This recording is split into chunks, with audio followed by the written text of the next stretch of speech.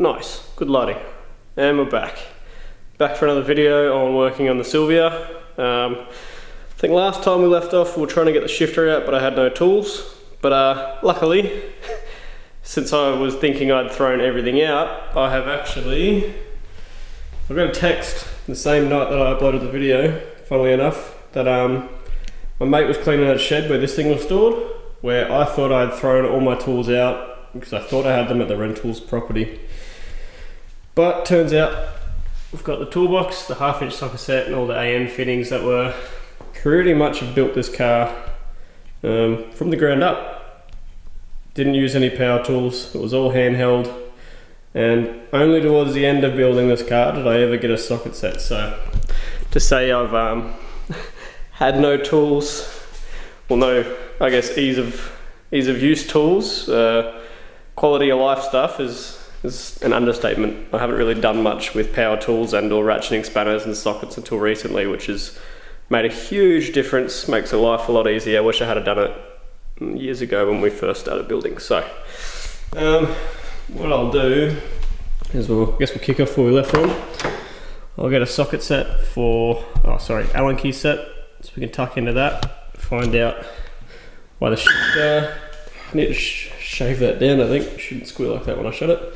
Yeah, find out why the shifter moves, and then I think the next point of attack is going to be getting this thing out, just so I can simplify it and run a normal feed and return line. I just want to make it simple. I sort of come to the conclusion that I can do that later on, and I'm never going to run it down to 1/4 of a tank at the track anyway. If I'm going sideways and I get fuel slosh and whatnot, and it doesn't fuel cuts or anything like that, I'm just going to put more fuel in it. So until I need it, I'm just going to take it out. I might even sell it, because down the track, who knows, with the boot just slowly deteriorating away, might even just cut it out and put a false floor in and a fuel cell and just run it proper. So yeah, I guess we'll get started on the shifter, eh?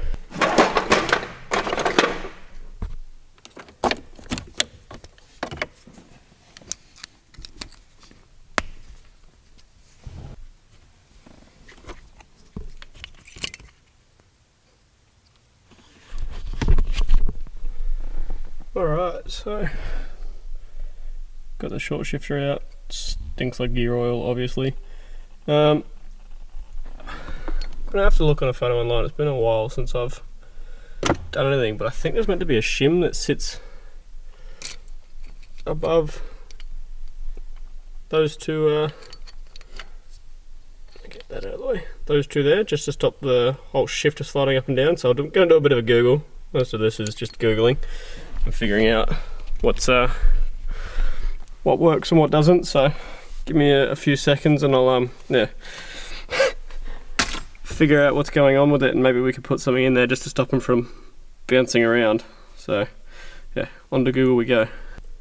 Alright, so I did a bit of Googling, and what's meant to sit left and right on these little, I guess, arms here above it to stop the shifter from coming up and down to 2 springs. Look, I've taken it apart once before, many years ago. I probably forgot to put them back in, and now they're long gone. So what I've seen other brands have done, because usually there's a spring, a little retainer or a seat that the spring sits on, and then the top hat compresses it all down. It'll have a little bit of movement, but it's not going to be like rigid mounted. So what other brands have done, they've got little, essentially it's just a screw flipped upside down. That's a seat, and then just a little spring. So if I'm just going to go to the hardware store, and I might even have some bolts here, but that's an easy fix, hopefully. So we can do something a bit more productive now that I know what that needs. And we'll pull out that surge tank and everything in the boot and just simplify it up a bit, I reckon. So let's go grab the AN spanners and do that now. Cool. So it's pretty dirty. It's got a bit of overspray on it from just painters. I don't know. It's red, so it's probably the paint shop, but that's whatever. I just want to pull it out, give that a big clean, simplify it, get rid of the surge tank, external pump, just run the one internal pump. They're -8 lines, so they're huge. Back in the day, I went to a radiator shop. Hot tip for anyone, if they've got a standard top hat like that, you can go to a radiator shop with aluminium, what would you call it? I guess dash fittings, and they'll actually braze them onto the top hat for you. So it's a little ghetto, but it was sort of what you had to do back then before they made full in-tank cradles and whatnot. I've got a 340 litre per hour pump in there, which should be more than enough for me. If I run out of fuel, I'll just put a bigger in-tank pump. That's easy. So I'll pop the camera down, and I guess we'll get to work undoing fittings.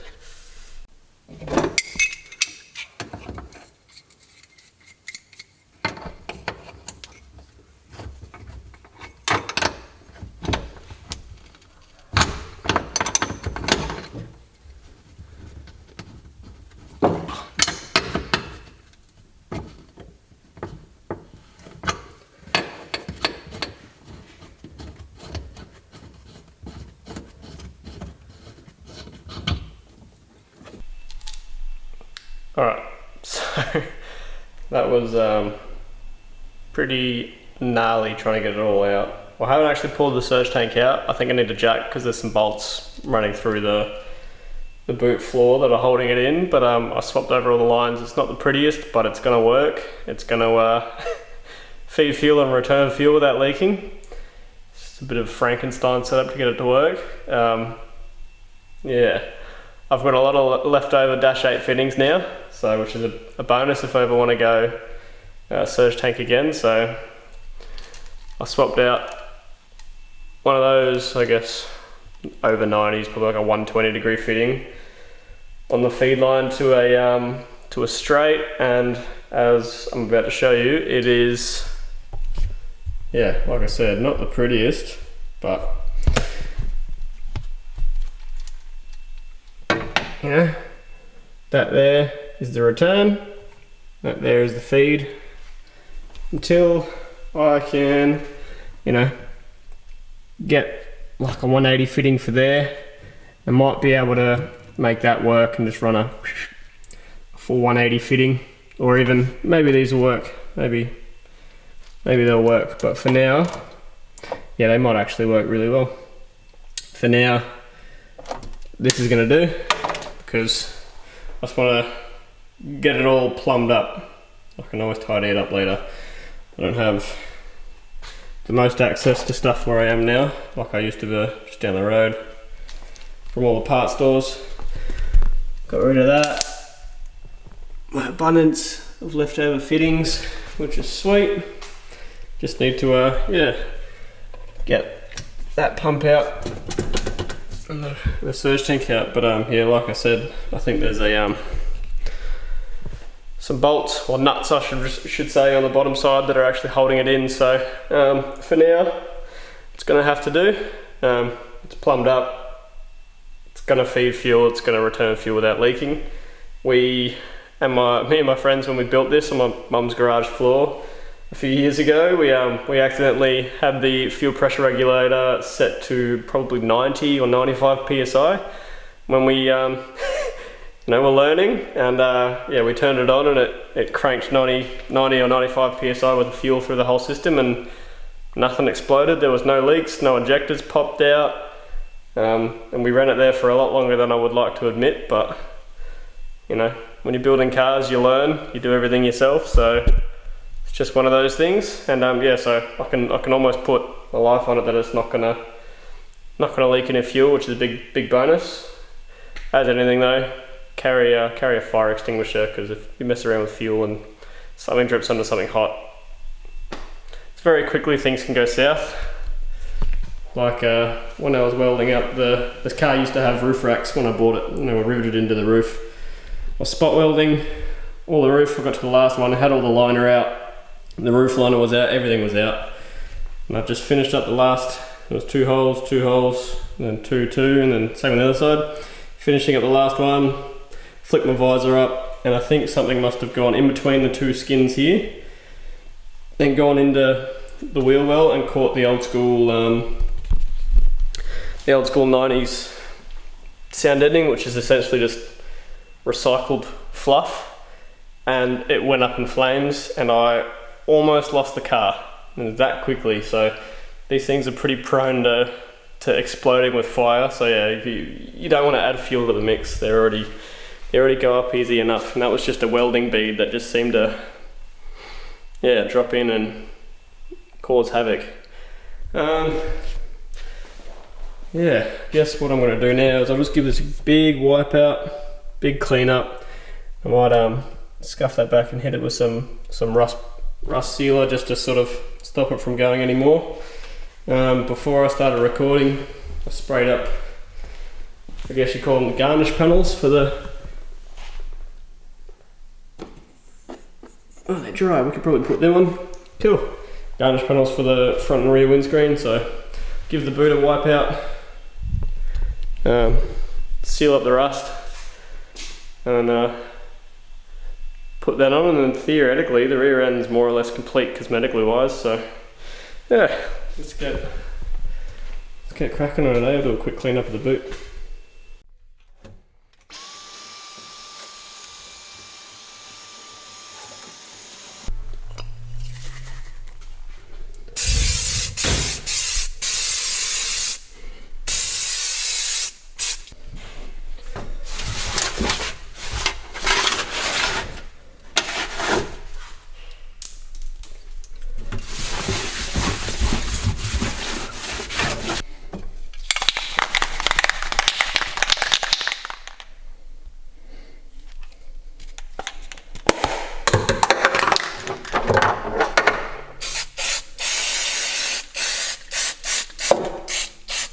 Alright, cool. So I guess I'll show you again the boot. Just degreased it, wiped it down, hit it with some rust preventative really quickly, just because I don't have a wire wheel or anything like that I can sand it down with, or even sandpaper or anything like that. So that's just going to stop it from spreading any further. Yeah, looked nice and shiny. That's what degreaser does. You'll notice second-hand car salesmen use degreaser on all the plastics on their motors and stuff like that when they go to sell them. So if it's really shiny, it's probably degreaser or a silicone-based cleaner. So now what I'm going to do, just to wrap up the night, is I'm going to give the inside of the car a quick wipe down, all the spots that don't have bits and pieces on them, because half the interior is still apart. Just because it sat outside at the mate's place for a while, so it's just starting to go a little grotty. And just wipe down all the plastics and stuff. Pro tip, if you've got a decently conditioned dash like mine that doesn't have, I've got one crack but it's just above the dash, use this stuff or any non-silicone based cleaner, just because silicone draws moisture and it'll dry your dash out and you'll crack it. Ask me how I know. My first S13 I had a great dash, and then we used I think it was Armor All silicone based cleaner.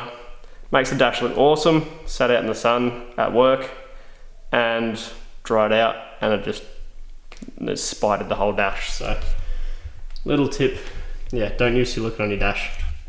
Alright, well, I'm gonna get to going. I got the Fabricadabra for the seats and the belts, and then this stuff just for the, I guess, the door cards and whatnot. So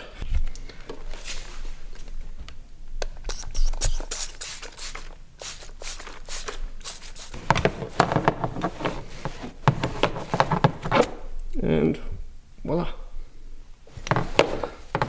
gets rid of all that just surface stuff. Make sure you do both sides of the belt, make sure they're both clean. Easy.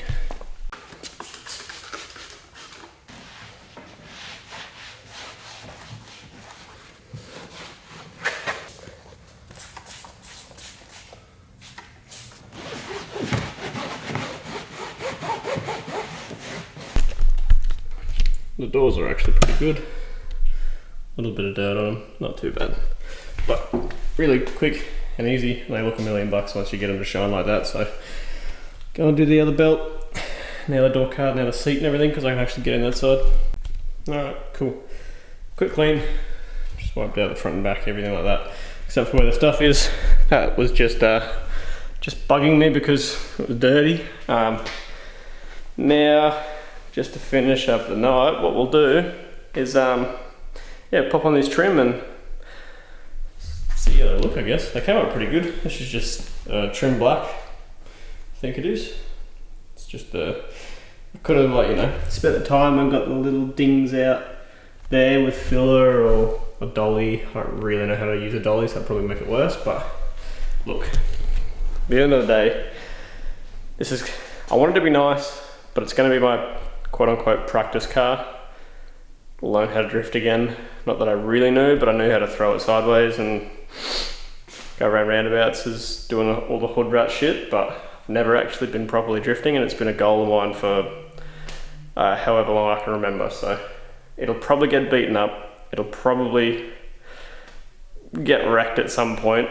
So I'm not going to go too fast, but I'm going to make it shiny and look new. So yeah, throw that on if I can find the screws. No idea where they are. They'll be in here somewhere, I hope. Maybe I'll have a box of some stuff, otherwise I'll have to go and buy them, and maybe it'll be another night's video, but I'll mock it up now and see how it looks.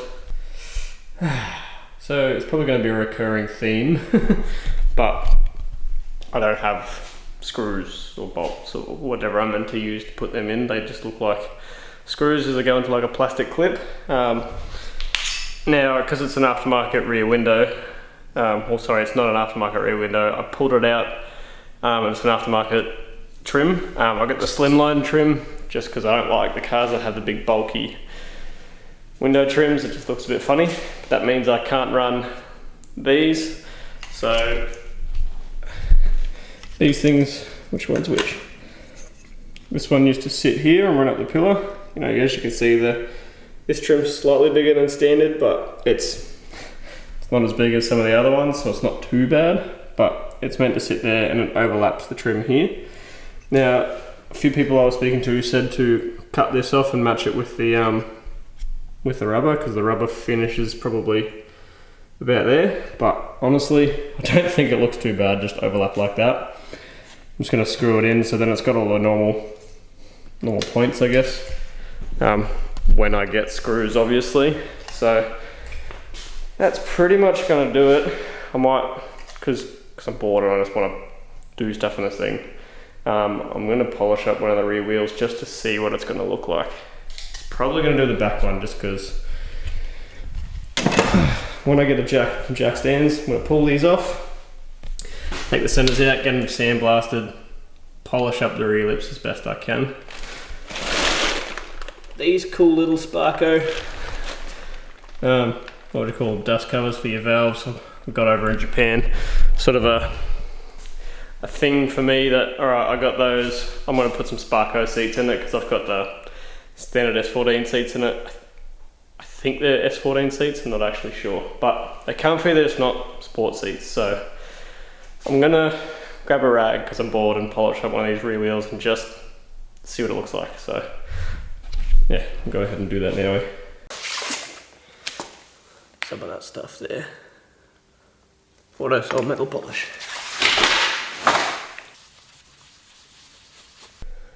These things have got so much overspray with them, it's not funny. So I got a little bit done by hand and they come up shiny, but you can see lots of marks on them. So took it out of me, I'm out of breath. They're gonna need a wet sand and a proper polish. So I'm not just gonna be able to get away with just doing it by hand or with a drill. They're gonna have to pretty much either get sent to a shop or just have some serious man hours put into them. Which, like if I look from here, you can just see the bottom. It's nice and shiny, so compared to that, they're gonna look cool, but I'm still unsure on what color I want to do the faces because they're quite pitted and just rough. So if I go like a flaked color, like my engine bay, like black with a really heavy red flake in it. I want to put neons or underglow, whatever you want to call, LEDs under the car and go full just Ricer, JDM Ricer wannabe, because I think it looks cool. Yeah, red car. Probably redo the brakes, but there'll be a red. maybe it's too much. Maybe I'll do the calipers black and the wheels can just go like a flaked colour, but I don't know.